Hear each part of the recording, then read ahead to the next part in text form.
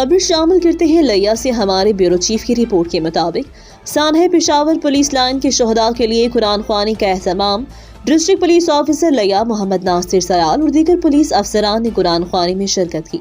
कुरान ख्वानी का एहतमाम मुकामी दीनी मदरसे में किया गया। मदरसे के साथ साथ तलबा और तकरीब के दीगर शुरका ने पेशावर पुलिस लाइन में खुदकुश बमबार के नतीजे में शहीद होने वाले पुलिस अफसरान, अहलकारान और दीगर के लिए कुरान ख्वानी की, उनकी बुलंदी दर्जात के लिए दुआ की। शुरका ने शोहदाए पुलिस को खराज अकीदत पेश किया।